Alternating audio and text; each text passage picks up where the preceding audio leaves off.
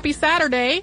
Today we're going to talk about explosives, or really an 18th century scientist known for his work with explosives, which was Antoine Lavoisier. And often called the father of modern chemistry, Lavoisier's life was notable for his work actually across a variety of scientific disciplines. He didn't only focus on making things blow up. And he, did all of this right in the middle of the French Revolution, which makes his life sort of notable. Welcome to Stuff You Missed in History Class from HowStuffWorks.com.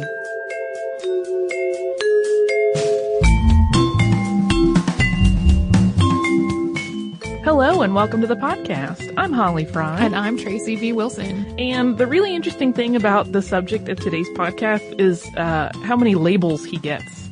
So if you look up any biography on him, the intro will absolutely include some combination of the words chemist, biologist, geologist, physiologist, economist. He even held a law degree, though he never practiced law. But at the end of the day, this particular figure is most often referred to as the father of modern chemistry. And we referred to this person, who is Antoine Lavoisier, during our episode on Sophie Blanchard and the ballooning craze. But he definitely deserves his own podcast, because he was instrumental in transitioning the field of chemistry from one that was still back in alchemical thinking and the combination of science and magic and sort of experimenting in that arena to a much more serious and systematic way to analyze and understand the world around us. And while he made incredible contributions to science, his life also took some really important political turns amid the turmoil of the French Revolution. So he had a lot of influence in very many different and seemingly disparate places throughout his life.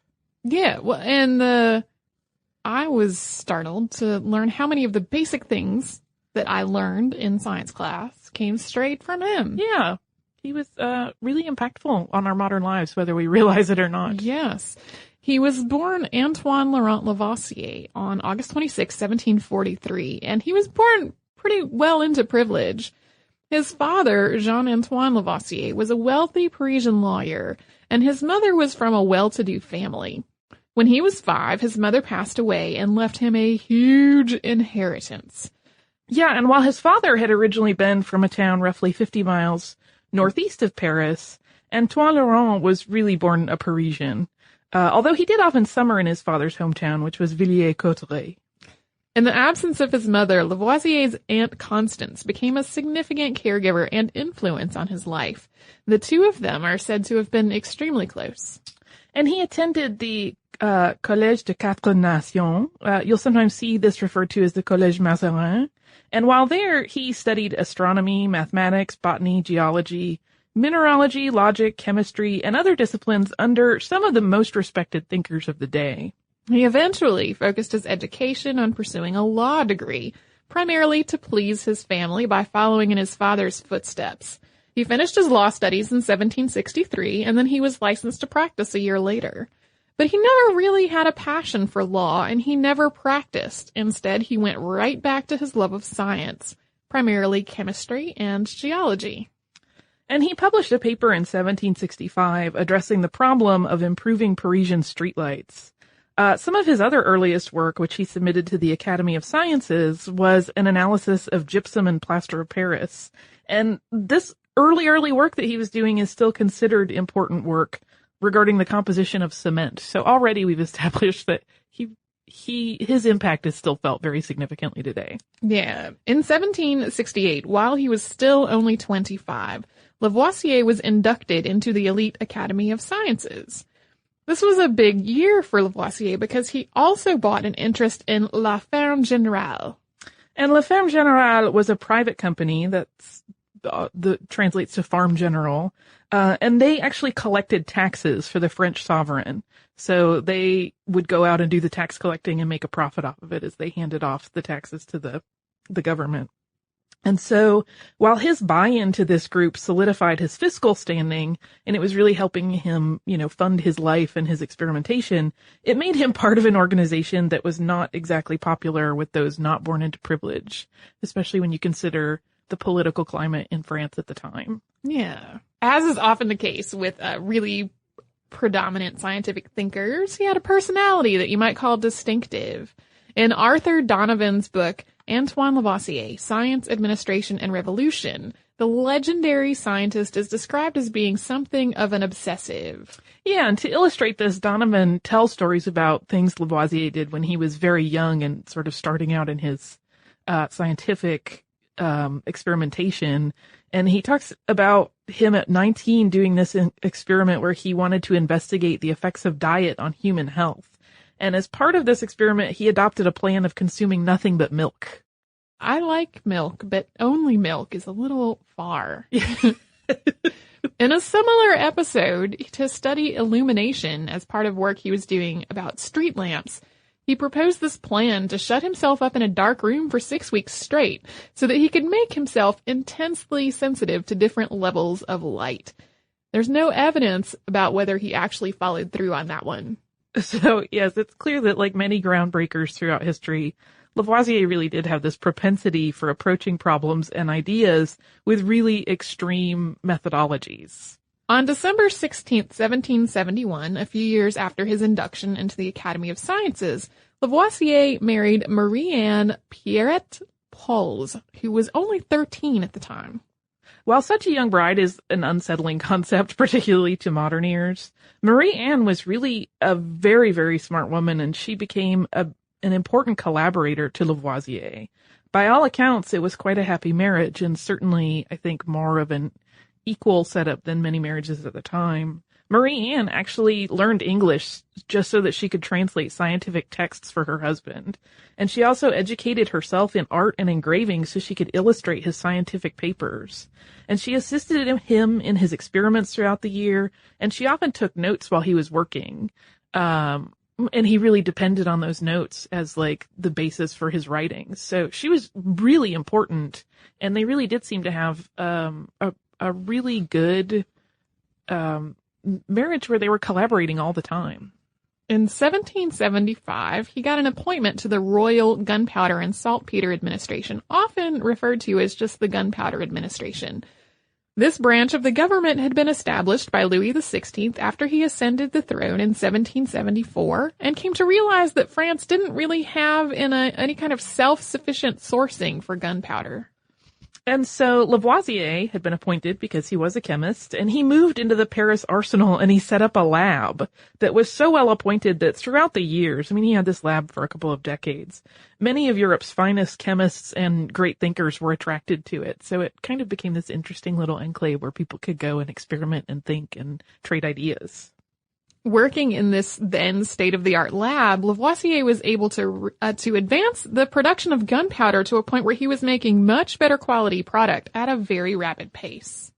And he was able to refine the composition of gunpowder by analyzing and regulating the purity of its ingredients, those primary ingredients being sulfur, charcoal, and potassium nitrate, aka saltpeter.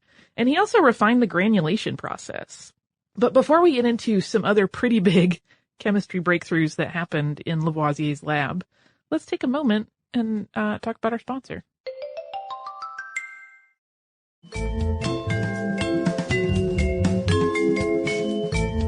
So back to the world of Lavoisier. He spent several hours every day and one full day every week in the lab, and he's said to have treasured that one full day of research, which I can completely identify with. His wife is quoted as saying, "It was for him a day of happiness. Some friends who shared his views and some young men proud to be admitted to the honor of collaborating in his experiments assembled in the morning in the laboratory. There they lunched, there they debated. It was there that you could have heard this man with his precise mind, his clear intelligence, his high genius, the loftiness of his philosophical principles illuminating his conversation." Yeah, so she, again, it's kind of a nice representation of their relationship that she really spoke very highly of him. And she clearly admired his work and his mind and the way he worked. And it's just nice that he had this magical day every week that he felt like was his best day. And through his rigorous experimentation there, one of the big things that happened is that Lavoisier became convinced that mass is neither created nor destroyed during ordinary chemical reactions. This is big stuff. The mass of substances produced by a chemical reaction is equal to the mass of the reactants involved. And I will not pretend to have a particularly gifted chemistry mind, but most people will recognize this as what was eventually put forth by Lavoisier as the law of conservation of mass. It's a hugely important basic chemistry concept. Yes.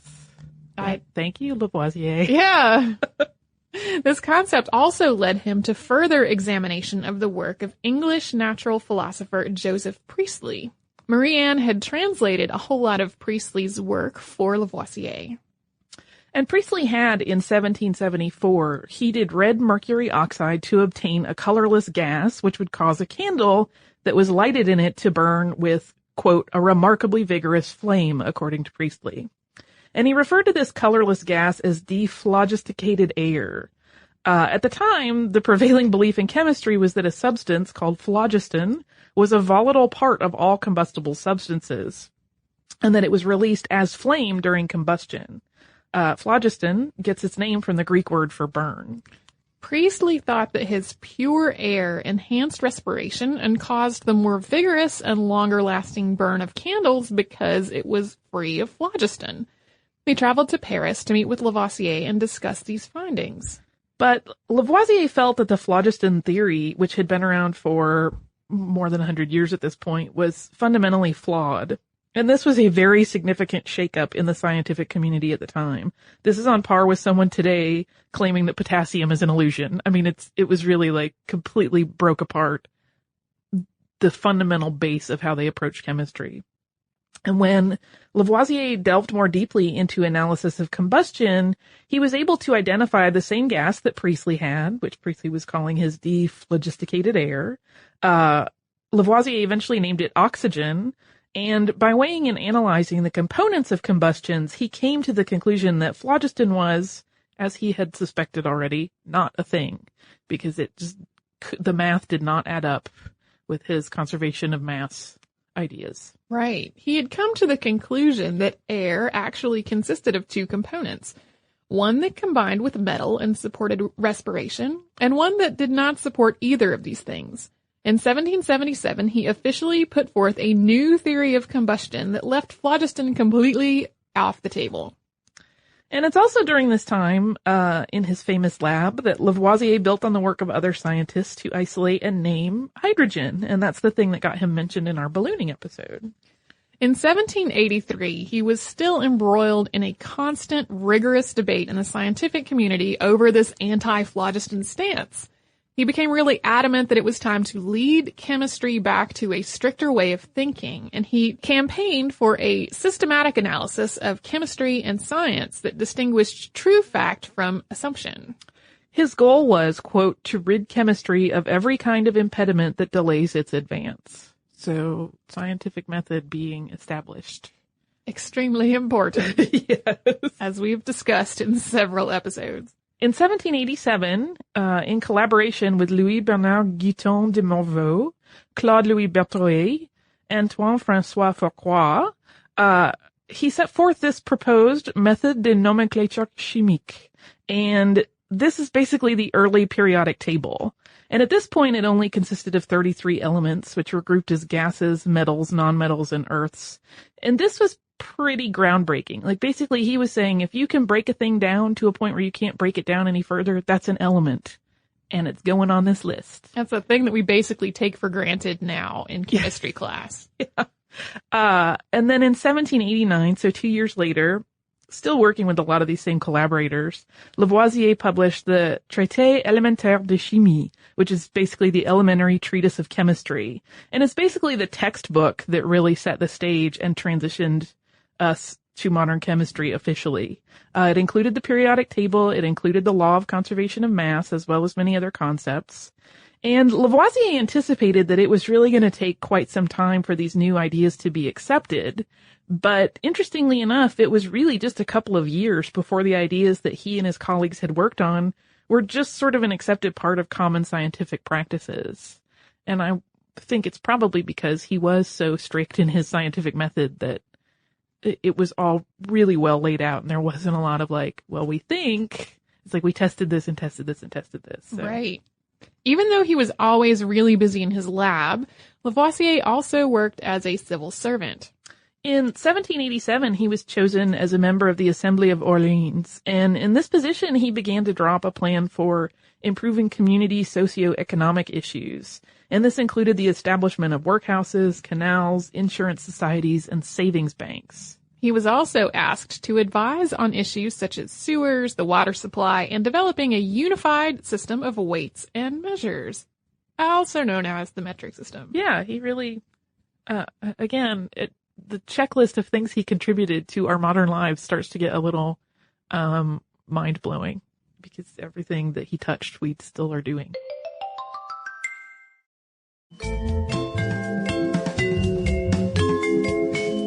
But as the revolution stirred up around him, he really did seem to be genuinely interested in bettering the situation of the lower classes. And this is something that's been debated throughout the years as to whether or not he was kind of a foolish, well-off person, or if he really was in touch with these ideas and really had a keen understanding of what was going on.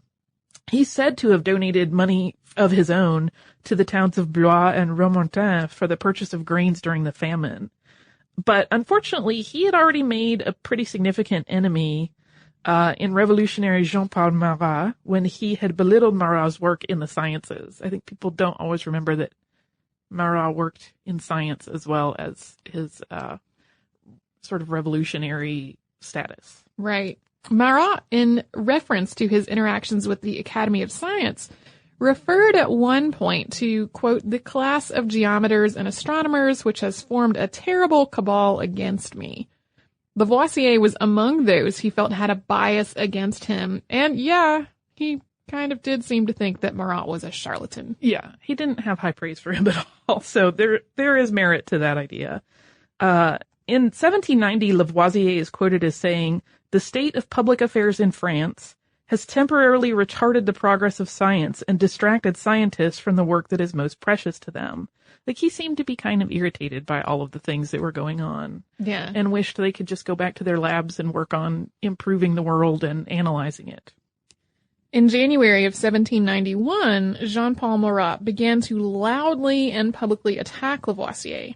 In a pamphlet, he wrote, "I denounce you to the Coryphaeus, the leader of the chorus, of the charlatans, Master Lavoisier, son of a land grabber, apprentice chemist, pupil of the Genevan stock jobber Necker, a farmer general, commissioner for gunpowder and saltpeter, director of the discount bank, secretary to the king, member of the Academy of Science, intimate of Vauvier, unfaithful administrator of the Paris Food Commission, and the greatest schemer of our times. Would you believe that this little gentleman who enjoys an income of 40,000 livres and whose only claim to public recognition is that he imprisoned Paris by cutting off the fresh air with a wall that cost the poor people 33 million livres, is that he moved gunpowder from the arsenal into the Bastille on the night of July 12th and 13th, is engaged in a devilish intrigue to get himself elected as administrator of the Department of Paris." Yeah, so basically Marat is saying, like, oh, you claim to be,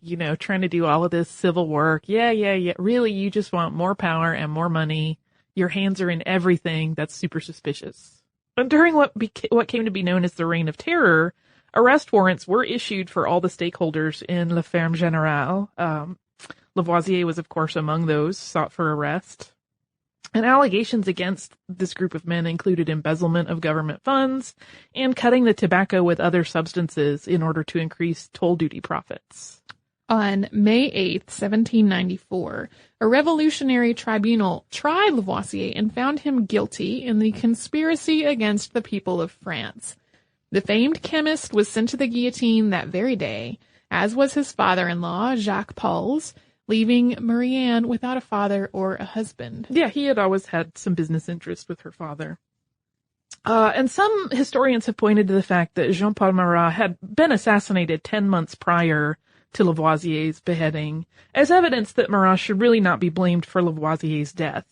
But there are others that would counter that his anti-Lavoisier rhetoric really took a toll on the man's public image. And this was certainly a time when smear campaigns and bad press, particularly in France, were coloring the reputations of people for very long periods of time. For example, Let Them Eat Cake came out of a cartoon that was running at the time, and how long have people still believed that Marie Antoinette said that? Right. 18 months after his beheading, Lavoisier was exonerated. Yeah, once things had calmed down a little bit and there was a more in-depth analysis of everything that had happened, it became clear that really he was not this evil weasel that they had made him out to be. Right. Unfortunately, if they had thought of that 18 months prior, think of all the other chemistry stuff we would have. However, on June 8th of 1999, the American Chemical Society and La Société Française de Chimie dedicated an international historical chemical landmark to Lavoisier in Paris. As an additional note, Lavoisier has also had a rather lasting impression on American science and industry via the DuPont family. Pierre Samuel DuPont was one of Lavoisier's close friends, and after the Revolution, during which DuPont had been arrested and barely managed to escape the guillotine, Pierre Samuel decided to travel to the United States and start a new life. Using gunpowder manufacturing knowledge that he had learned from Lavoisier, DuPont and his son opened up a powder works in Delaware in 1802, and it eventually became the huge corporation we know it as today. Yeah, and his son actually wanted to name it after Lavoisier initially. Oh, wow. Yeah. So, for better or for worse, on all of these points, he's really in the thick of our modern chemistry knowledge and happenings, even now. So, thank him for having to learn the periodic table. Except many people probably didn't enjoy learning that. I will just say thank for the awesomeness that is the periodic table. Yeah. You don't like memorizing things. We need it. Yeah. It's important.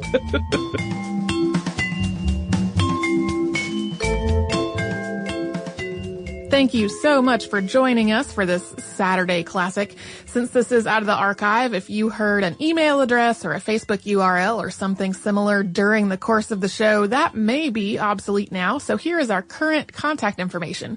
We are at historypodcast@howstuffworks.com, and then we're at Missed in History all over social media. That is our name on Facebook, Twitter, Tumblr, Pinterest, and Instagram. Thanks again for listening. For more on this and thousands of other topics, visit howstuffworks.com.